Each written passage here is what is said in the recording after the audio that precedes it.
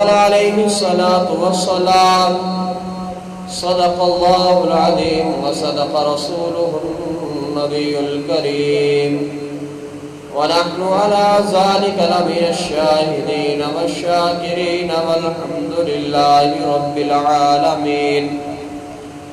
میرے محترم دوستوں بزرگوں، رب ذوالجلال کے پاک کلام میں سے 3 جگہ سے تھوڑا تھوڑا آپ کے سامنے تلاوت کیا ہے، اور محبوب کل جہاں نبی محترم صلی اللہ علیہ وسلم کا ایک فرمان تلاوت کیا ہے۔ اللہ کریم سے دعا ہے کہ اللہ رب العزت مجھے ان کے مطابق حق سچ کہنے کی، مجھے اور آپ کو سمجھنے اور عمل کرنے کی توفیق عطا فرمائے۔ حضرات محترم، جس دور میں ہم جی رہے ہیں، حالات کچھ ایسے ہیں کہ جرائم دن بدن بڑھتے چلے جا رہے ہیں۔ زنا، چوری، ڈکیتی، کرپشن، جتنے بھی جرائم ہیں یہ دن بدن بڑھتے چلے جا رہے ہیں، اور ان جرائم کو روکنے والے جو محکمے ہیں، ہر آنے والی حکومت ان کے اندر اصلاحات کرتی ہے، پولیس کو ایکٹیو کیا جاتا ہے، مختلف شعبے بنائے جاتے ہیں، لیکن تجربہ اور تجزیہ یہ بتاتا ہے کہ جتنا یہ جرائم کو روکنے کی کوشش کرتے ہیں اتنے ہی جرائم بڑھتے چلے جاتے ہیں۔ اس کی وجہ کیا ہے؟ میں نے جو آیات آپ کے سامنے پڑھی اور جو حدیث مبارکہ آپ کے سامنے پڑھی، ان آیات اور اس حدیث مبارکہ میں جرائم سے روک تھام کا وہ بتایا گیا ہے۔ طریقہ ہے کہ انسانوں کو خوف خدا اور آخرت، ان 2 چیزوں کی یاد دہانی بارہا کرائی جائے تو جرائم رک سکتے ہیں۔ خوف خدا ہوگا، آخرت کی فکر ہوگی تو جرائم کے اندر کمی ہوگی۔ اگر خوف خدا نہیں ہوگا، آخرت کی فکر نہیں ہوگی، اللہ کے سامنے پیش ہونے کا احساس نہیں ہوگا تو جرائم کے اندر کمی نہیں آ سکتی۔ ہم مسلمان ہیں، مسلمان کے لیے ضروری ہے کہ اپنی ہر بات کو رہنمائی جس بھی کام کے اندر وہ لینا چاہے تو پاک پیغمبر صلی اللہ علیہ وسلم کی سیرت طیبہ سے، پاک پیغمبر صلی اللہ علیہ وسلم کی اسوہ حسنہ سے اس کو رہنمائی ملتی ہے۔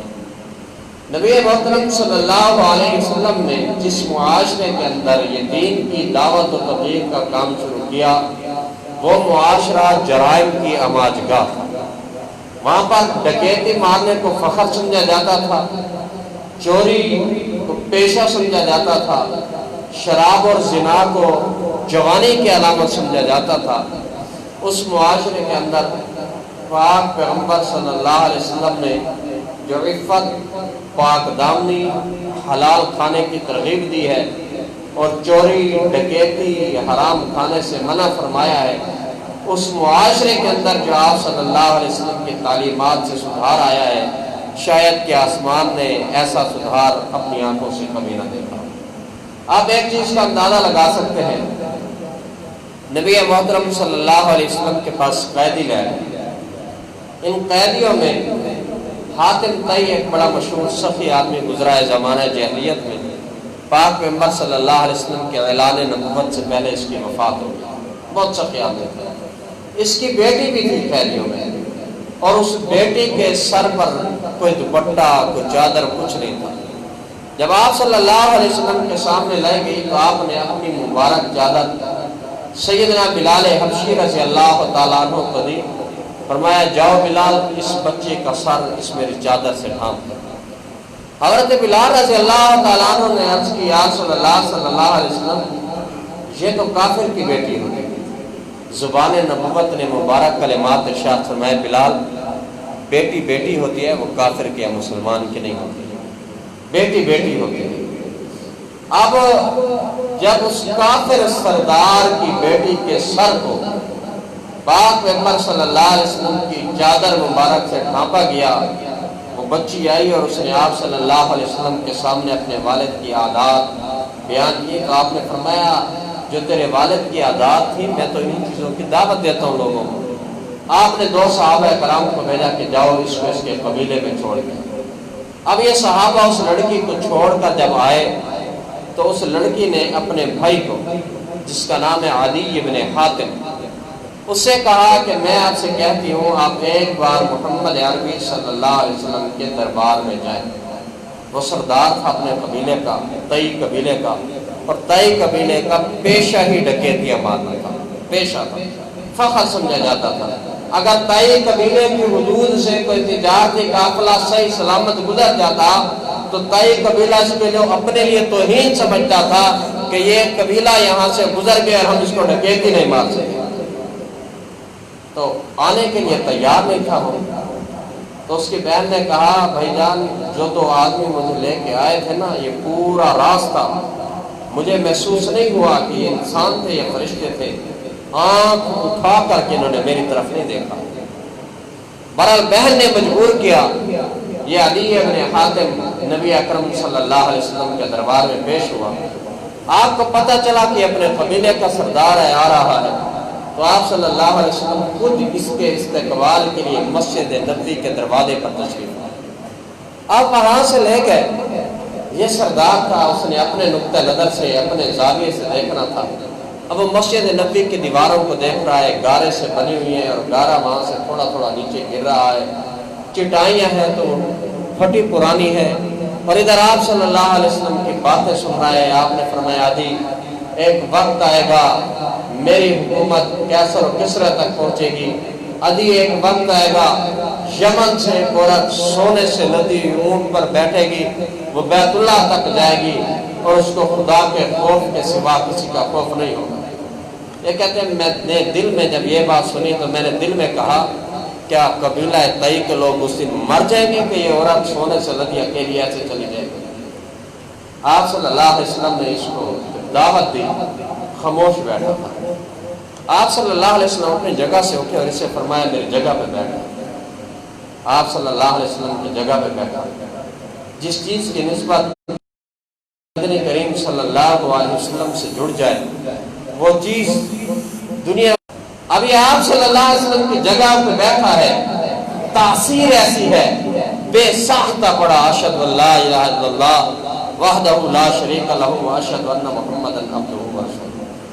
حضرت عمر بن خطاب رضی اللہ تعالیٰ عنہ کا دور خلافت ہے، ایک عورت حضرہ موت یمن سے چلتی ہے، حج کرنے کے لیے اکیلی اونٹ پر سوار ہے، سونے سے لدی ہوئی ہے، بیت اللہ جا کر اس نے حج کیا اور واپس بھی آئی ہے۔ عدی بن حاتم رضی اللہ تعالیٰ عنہ کو پتہ چلا، مسجد نبوی میں تشریف لائے، زور سے اعلان کیا لوگوں یہ ایسے نہیں ہوا ہے، پاک پیغمبر صلی اللہ علیہ وسلم نے یہ بشارت مجھے بتائی تھی، یہ آپ صلی اللہ علیہ وسلم کی بشارت۔ بات کرنے کا مقصد یہ ہے اسی آدمی کو آپ صلی اللہ علیہ وسلم فرما رہے ہیں ایسا وقت آئے گا، اور وہ آدمی کہتا ہے کہ قبیلہ تئی والے سارے مر جائیں گے ڈکیت، کہ ایک عورت پرامن چلی جائے گی، اور آج وہی آدمی گواہی دے رہا ہے۔ وہ قبیلہ تئی موجود ہے لیکن وہ راہزن جو تھے وہ راہبر بن چکے ہیں، وہ قاتل جو تھے وہ عادل بن چکے ہیں، وہ ڈاکو جو تھے وہ محمد عربی صلی اللہ علیہ وسلم کی تعلیمات کی وجہ سے محافظ بن چکے ہیں۔ یہ تعلیمات کیسے ہیں؟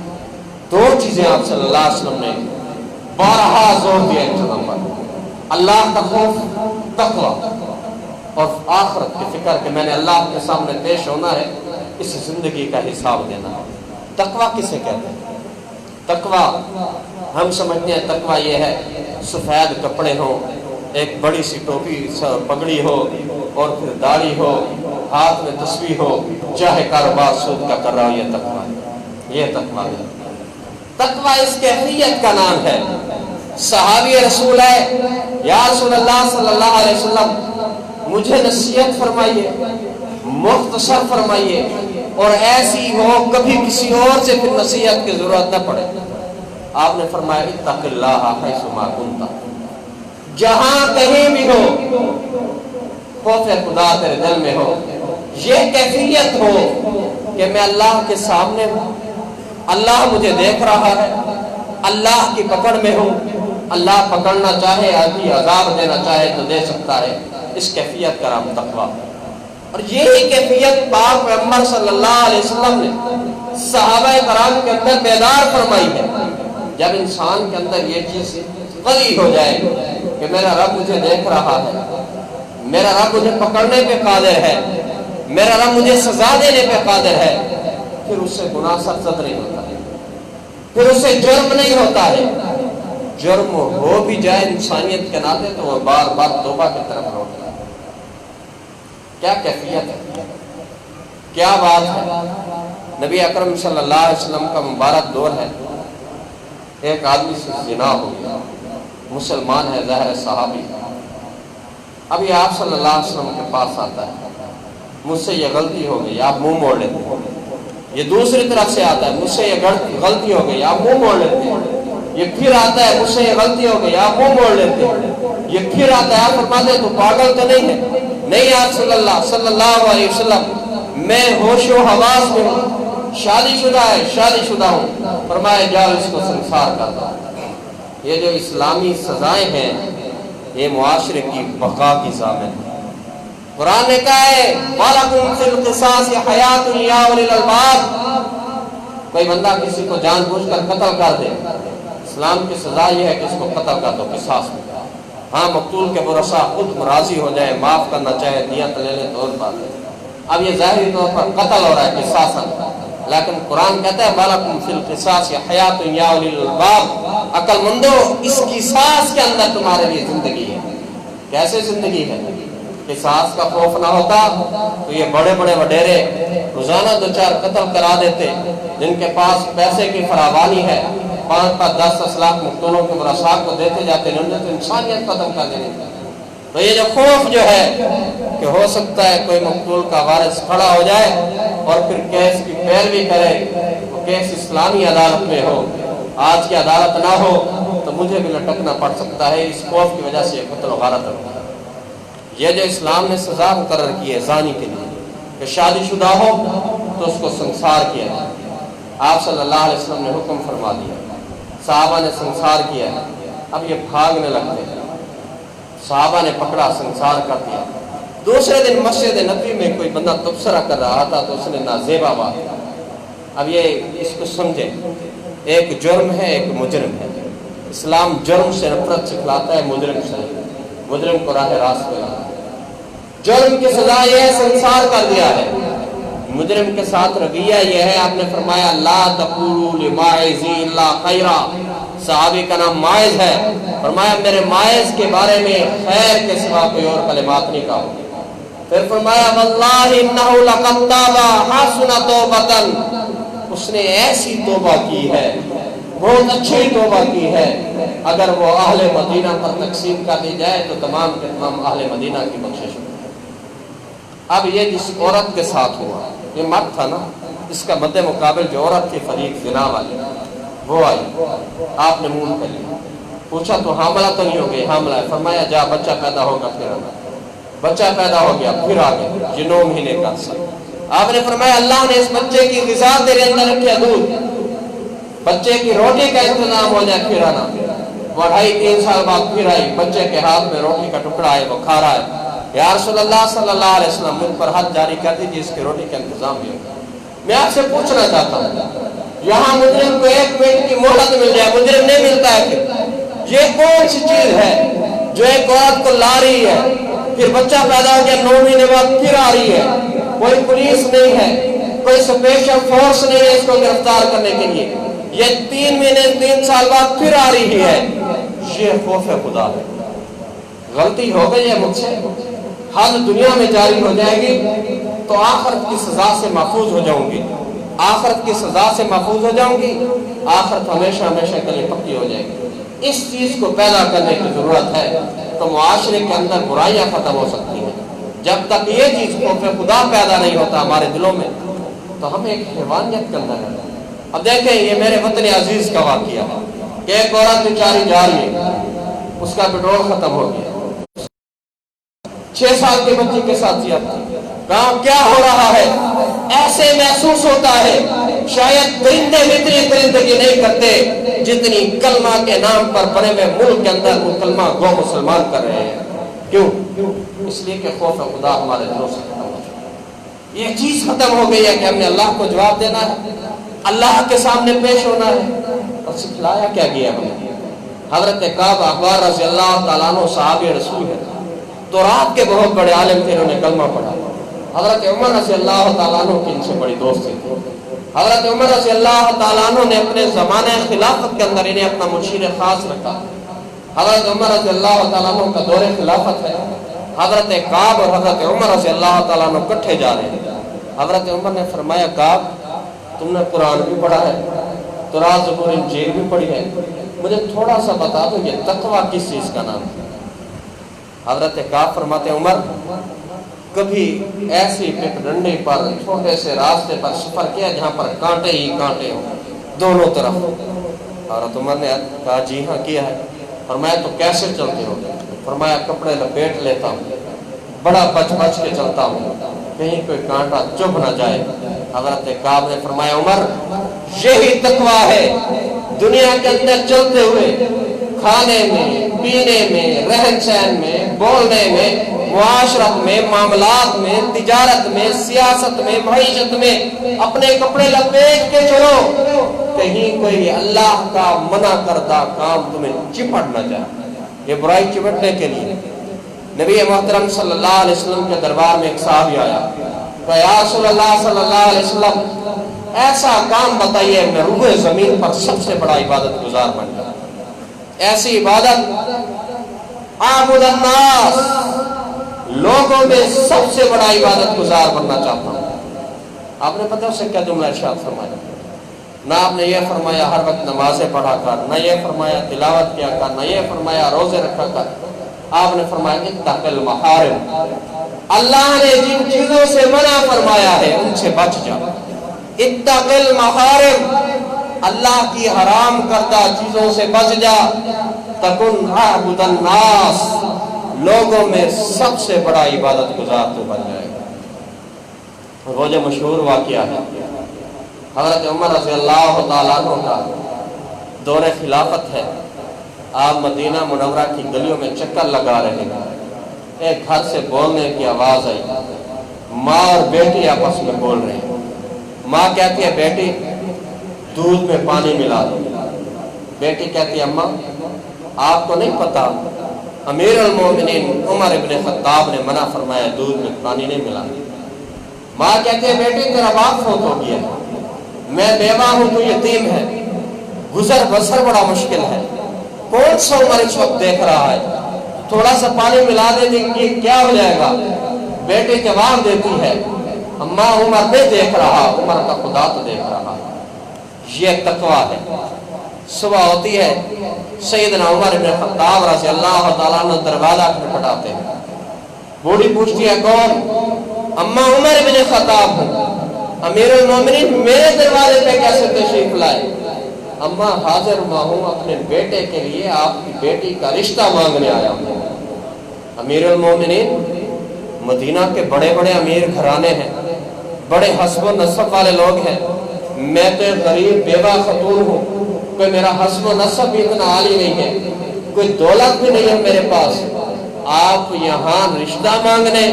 فرمایا اماں جو دولت آپ کی بیٹی کے پاس ہے بڑے بڑے گھرانوں کی بیٹیاں اس دولت سے محروم ہیں، وہ یہی دولت ہے کہ رات کی تاریکی ہے، دیکھنے والا کوئی نہیں ہے، ایک احساس ہے کہ میرا اللہ مجھے دیکھ رہا ہے، میں نے اللہ کے سامنے جواب دہ ہونا ہے۔ یہ چیز انسان کو اللہ کے ہاں قریب کر دیتی ہے، اس چیز سے انسان اللہ کا مقرب بن جاتا ہے۔ آج یہ جتنے جرائم ہیں وہ اسی بنیاد پر ہوتے ہیں، ہم سمجھتے ہیں اس کو دھوکہ دے کر کے نکل جائیں گے، یہ اس کو جھوٹ بول کر کے نکل جائیں گے، اس کو دو چار سنا دیں گے نکل جائیں گے، لیکن یہ نہیں سوچتے کہ رب ذوالجلال کے سامنے کیسے پیش آئے، وہاں پر کیا معاملہ پیش آئے گا۔ اور صحابہ کرام کے اندر تو اتنی احتیاط ہے، حضرت عمر رضی اللہ تعالیٰ عنہ کے بیٹے ہیں، آپ نے بھیجا کوفہ گئے روزگار کے لیے، یہ 22 لاکھ مربع میل کا حکمران، اس کا بیٹا روزگار کی تلاش میں مدینے سے کوفہ جا رہا ہے، اقربا پرمبرے تو ہے نہیں، جہاں ایک لگ جائے تو خاندان کے نسلیں سنور جاتی ہیں، یہ 22 لاکھ مربع میل کے حکمران کا بیٹا ہے۔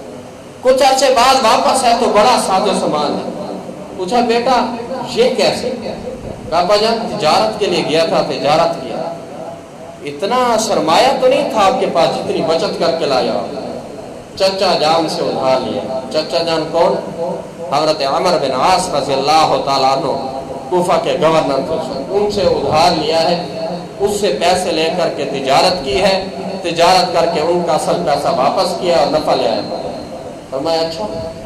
अमर बिन आस रज़ी अल्लाह तआला अन्हु को खत लिखा कि मदीना मुनव्वरा पेश हो। हजरत अमर बिन आस कहा मुबारक हो, आपका सूबा तो बड़ा खुशहाल है, इतना पैसा है आपके सूबे में कि आप लोगों को कर्ज भी देते हैं। कहा वो इतना तो नहीं है, वो आपका बेटा था तो उसको दे दिया। फरमाया चलो तुझे मैंने माजूर किया। जिस बंदे के अंदर एहसास नहीं है, तूने एक खलीफा वक्त के बेटे को कर्जा दिया, उसे तरजीह दिया आम रियाया पर, तो इस लायक नहीं है कि तुझे हुक्मरान रखा जाए, तुझे गवर्नर रखा जाए। ये एहसास जब तक हमारे अंदर था, जब तक ये चीज रहेगी, जब तक ये चीज पैदा होगी कि अल्लाह देख रहा है, अल्लाह के सामने पेश होना है, उस वक्त जराइम खत्म होंगे। और जब ये चीज खत्म हो जाएगी कि कोई बात नहीं, क़यामत के साथ क़यामत को देखेंगे, कल के साथ कल को देखेंगे, आज तो जो हो सकता है वो कल ले, तो फिर जराइम बढ़ते हैं। और जब मुजरिमों को सजा न मिले, सैयदना उमर इब्न खत्ताब रज़ी अल्लाह तआला अन्हु ने फरमाया जहां मुजरिम को सजा न मिले वो सजा पूरे मुआशरे पर तकसीम कर दी जाती है। दीन इस्लाम ने तो हमें एक ही चीज दी है, वो मशहूर हदीस है। एक बच्ची थी, फातिमा नाम था, मखजूमी कबीले की सरदार की बेटी थी, उसने चोरी की। पाक पैगंबर सल्लल्लाहु अलैहि वसल्लम के दरबार अक़दस में केस आया, आपने फरमाया हाथ काटा जाएगा। दौरे नबूवत के अंदर कुल 3 से 4 सजाएं हुई है। कुल वो मुआशरा जो जराइम का गढ़ था, सजाएं सिर्फ 3 से 4 हुई है, लेकिन अमन, खुशहाली, सुकून, खौफ खुदा की जो फिजा पैदा हुई है, कायनात ने ऐसे मंजर नहीं देखे। आपने फरमाया हाथ काटा जाएगा। लोगों ने बड़े सिफारिशी कि ये सरदार की बेटी है, बड़ा ढूंढ के हजरत उसामा बिन ज़ैद रज़ी अल्लाह तआला अन्हु को लाए कि सिफारिश करें आप सल्लल्लाहु अलैहि वसल्लम को कि किसी तरीके से ये हाथ कटने से बच जाए। वो कहते हैं ना, ये हाथ नहीं नाक कटेगा और इज्जत की बात है, बड़ी दूर तक जाएगी, फिर बच्ची का मामला है। आप सल्लल्लाहु अलैहि वसल्लम से बात की गई तो आप साहबा इकराम में तशरीफ लाए। आपने फरमाया लोगों, तुमसे पहले वाले लोग इसलिए तबाह बर्बाद हुए थे, छोटा बंदा जुर्म करता था सजा दी जाती थी, बड़ा जुर्म करता था छोड़ दिया जाता था। हमारे यहाँ भी कोई 50 रुपए वाला जेब की तरफ पकड़ा जाए, मार मार के हुलिया बिगाड़ देते हैं। 50 करोड़ वाला चोर वो दूसरे दिन जमानत करा के मुआशरे में बड़ा मुअज़्ज़ज़ बन के फिर घूम रहा होता है। तो आपने जुमला इरशाद फरमाया वल्लाहि लौ सरक़त फातिमा बिन्त मुहम्मदिन लक़तअतु यदहा, अल्लाह की कसम अगर फातिमा बिन्त मुहम्मद भी चोरी करती तो मैं उसका हाथ काट देता। उस बच्चे का नाम फातिमा था, वो एक कबीले के सरदार की बेटी थी। आपने फरमाया मेरा दीन कौन सा दीन है? बच्ची फातिमा सय्यदतु निसाए अहलिल जन्नह हो। तुमने कबीले के सरदार की बात की है, उसका बाप मोहम्मद सय्यदुल कौनैन वस्सक़लैन हो, तमाम कायनात का सरदार हो। मोहम्मद सल्लल्लाहु अलैहि वसल्लम का लाया हुआ दीन ऐसा है कि इसके अंदर उसके लिए भी वही कानून है जो आम इंसान के लिए कानून है। तो आज ये मुआशरे की जो बेचैनी है, हमारे कौमी असम्बली में बिल पास हुआ कि जो इस तरह के मुजरिम हो उनको नमल कर दिया जाए। दीन इस्लाम के कवानीन से बढ़कर कोई अच्छा कानून नहीं है। इस्लामी कवानीन का निफाज होगा, इस्लामी निफाज का निज़ाम का निफाज होगा तो ये जराइम खत्म होंगे। वरना जो बंदा इस जुर्म की तरफ जाता है, अल्लाह ने हलाल ज़राए बहुत रखे हैं, जो हराम की तरफ जाता है वो दरअसल नफ्सियाती मरीज होता है। वरना हलाल के ज़राए बहुत रखे हैं, ये नफ्सियाती मरीज होता है जो हराम की तरफ जाता है। एक तरफ पहले वो नफ्सियाती मरीज, फिर आपने उसको ये सजा देकर जो आपने तजवीज़ किया नफ्सियाती मरीज ही बनाना है। नफ्सियाती मरीज नहीं बनाए, معاشرے کو محمد رسول اللہ صلی اللہ علیہ وسلم کے دیے ہوئے طریقے کے مطابق ان جرائم سے پاک کریں، اس کا ایک ہی طریقہ ہے، قومی اور ملک کی سطح پر توبہ مہم، رجوع اللہ مہم، خوف خدا مہم چلائی جائے، اور یہ جتنے جرائم ہیں ان جرائم کے اندر وہی سزا دی جائے جو پاک پیغمبر صلی اللہ علیہ وسلم نے ارشاد فرمائی۔ اور یہاں میں ایک اور بات کہنا چاہتا ہوں، یہ آج کل کیس ہو رہی ہے زنا کے، قانون پاس ہوا جو پکڑ جائے اس کو نامزد کر دیا جائے۔ کیس ایک اور بھی ہو رہے ہیں، صحابہ کرام کی گستاخی ہو رہی ہے۔ حکومت کو چاہیے کہ یہ قانون بھی پاس کر دے کہ جو بندہ صحابہ کرام کے بکواس کرے گا اس کی زبان کاٹ دی جائے۔